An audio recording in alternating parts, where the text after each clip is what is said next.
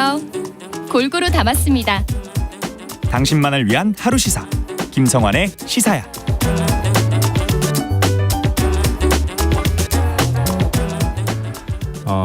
이례적으로 세 개의 태풍이 동시에 북상 중인 가운데 한반도로 향하던 제11호 태풍 하이쿠이는 중국 내륙에 상륙할 것으로 보입니다.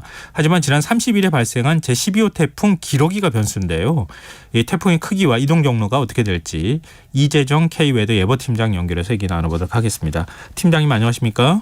네, 안녕하세요. 예, 지금 올라오는 태풍이 3개인 거죠?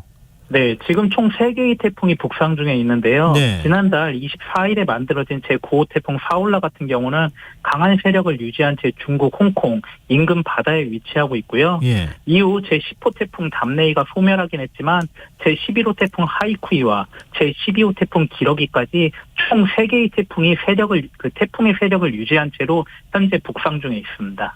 지금 이렇게 세 개의 태풍이 한꺼번에 발생해서 한반도 근처까지 올라오는 건 흔히들 있는 일입니까? 굉장히 이례적인 거 아닙니까? 흔히 있는 일은 아니고요. 예. 이렇게 세 개의 태풍이 동시다발적으로 만들어져서 우리나라가 위치한 중위도 부근까지 북상하는 경우는 지금 과거에 찾아보기 힘든 매우 이례적인 상황이라고 볼 수 있습니다. 지금 우려했던 게 하이쿠이였었잖아요. 근데 하이쿠이가 한반도로 상륙하면 어쩌나 걱정을 했는데 좀 서쪽으로 치우쳐서 중국 대륙 쪽으로 들어갈 가능성이 높다고요? 네, 제11호 태풍 하이쿠이의 발생 초기 같은 경우에는 한반도를 향할 가능성도 제기되기도 했는데요. 예. 일본 오키나와 서쪽을 지나갔고 우리나라 서해상으로 진출하여 이동해 나가는 경로가 예상됐었는데요. 일부 수치예보 모델 같은 경우는 우리나라를 관통해 통과해 나가는 진로를 예측하기도 했습니다. 그런데 우리나라 북서쪽과 동쪽의 고압대가 당초 예상보다 확장하고 그 세력이 유지되었고요. 예. 여기에 제9호 태풍 사올라에 접근하면서 호지와라 효과가 더해져 태풍 하이쿠이의 이동 경로가 당초 예상보다 서쪽으로 이동을 하게 됐고요. 우리나라 서해상이 아닌 중국 남해안 북으로 상륙해 통과해 나가는 것으로 바뀌게 되었습니다. 후지와라 효과가 뭡니까? 네, 2개 이상의 태풍과 같은 저기압의 소용돌이가 약 1000km 내외에 위치해 근접할 때 서로 간섭하는 그 현상이 나타나게 되는데요. 네. 이런 현상을 일본 기상학자 호지와라 사쿠에이가 처음 발견해 이런 현상을 호지와라 효과라고 부르고 있습니다. 호지와라 효과는 다양하게 나타나게 되는데요. 예. 하나에 병합되면서 더욱 강하게 발달하기도 하고 서로 멀어지기도 하고 서로 가까워지기도 하는 등 다양한 형태로 나타나게 되고요. 그런데 이번 같은 경우에는 제9호 태풍 사올라에 제11호 태풍 하이쿠이가 접근하면서 서로 끌어당기는 상호작용이 나타나 예상보다 조금 더 서쪽으로 이동하게 되었습니다. 그럼 12호 태풍 기러기 경로는 어떻게 되는 겁니까? 네, 제12호 태풍 기러기도 현재 북상 중에 있는데요. 예. 제12호 태풍 기러기는 현재 중심기압 992헥토파스칼, 중심부근 최대 풍속, 초속 23m의 약한 세력을 유지하고 있고요. 현재 만들어져 있는 제9호 태풍 사올라, 제11호 태풍 하이쿠이에 비해 약한 세력이고요. 예. 북상하는 과정에서도 크게 발달하지는 못할 전망입니다. 지금은 괌 북동쪽 약 1000km 바다에서 시속 약 30km의 느린 속도로 북서진하고 있는데요.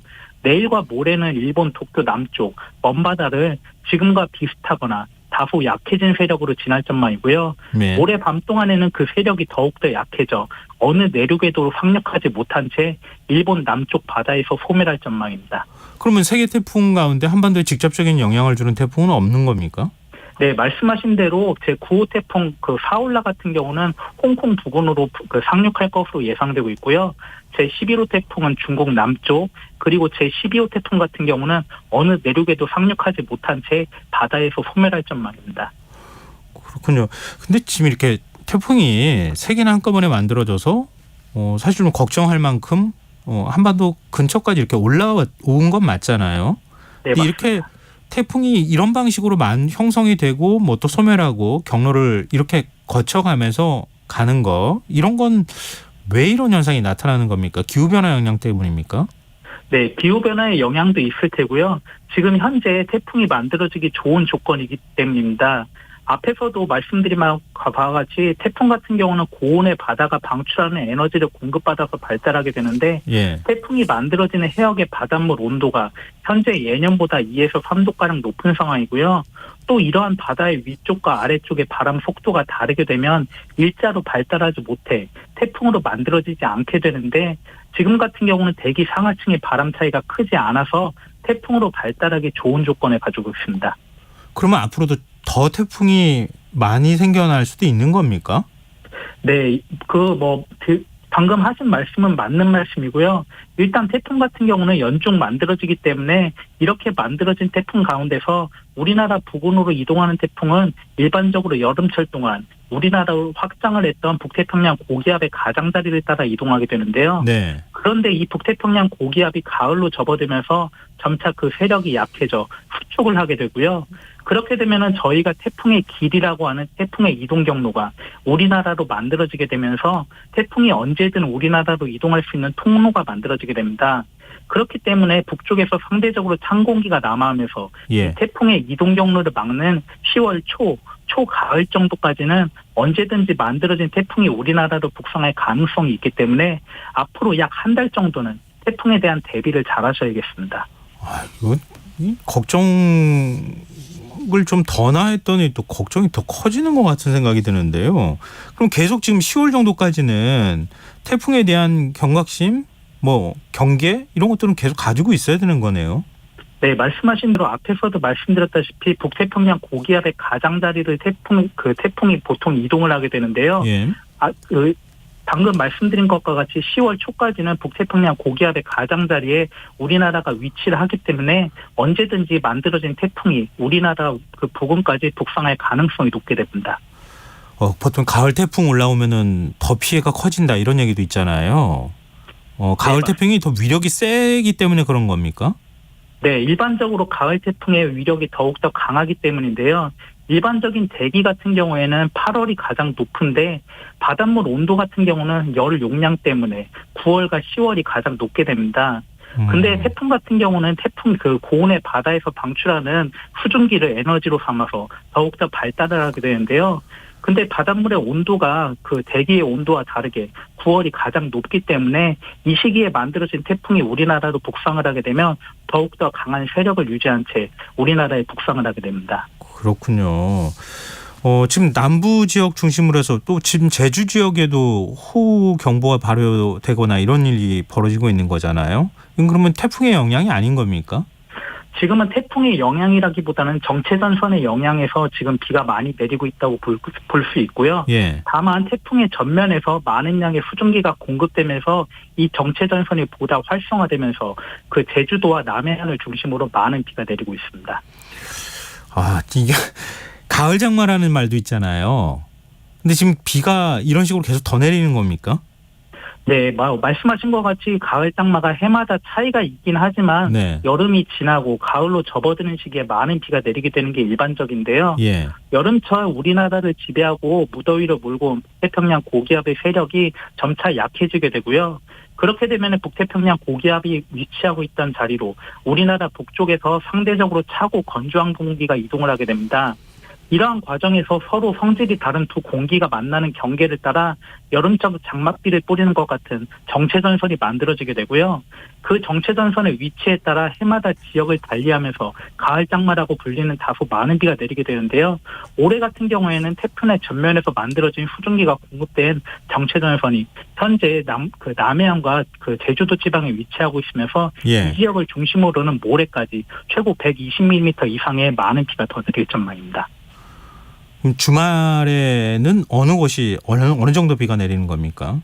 네, 일단 토요일까지 남해안과 제주도를 중심으로 다소 강하고 많은 비가 내릴 전망인데요. 예. 전남 내륙과 경북 남부, 경북 남부 같은 경우는 내일 오전부터, 전북 남부는 내일 낮부터 비 내리는 곳이 있겠고요.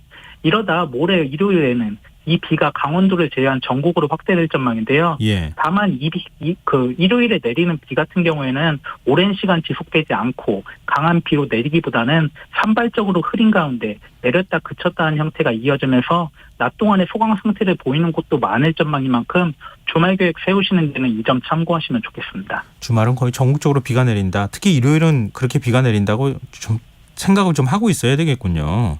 일요일에 내리는 비는 종일 흐린 가운데 산발적으로 내리기 때문에 예. 좀 작은 우산 하나 챙기시고 야외 활동을 하시는 건 괜찮을 전망입니다. 그러면은 다음 주는 어떻게 됩니까?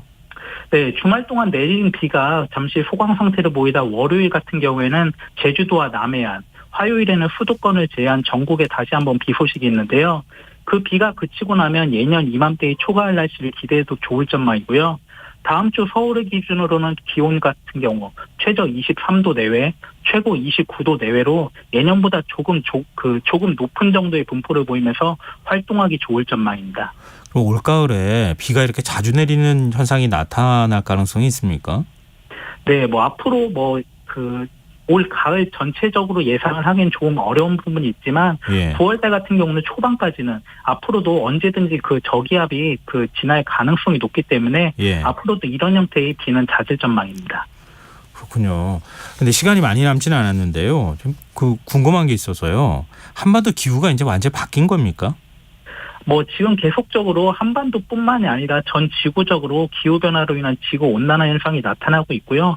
그렇기 때문에 우리나라 같은 경우에도 올 여름 같은 경우에도 국지성 집중호우가 예년과는 다르게 계속적으로 나타나는 현상을 보이고 있고요. 이런 기후변화의 양상이 언제는 폭염, 언제는 폭우의 형태로 계속 다른 형태로 나타나고 있고요. 앞으로는 이런 기후변화가 계속적으로 나타나고 더욱더 강화되고 있기 때문에 앞으로 기후는 앞으로 더욱더 변한다고 보시는 게 맞을 것 같습니다. 아유, 이제 걱정이 더 많이 드네요. 말씀 듣다 보니까. 네, 오늘 말씀 고맙습니다. 네, 고맙습니다. 네, 지금까지 이재정 KB에도 예보팀장이었습니다. KBS 1라디오 김성환의 시사 1부 순서 여기서 마무리하겠습니다. 전 11시 정각 2부에 다시 오겠습니다.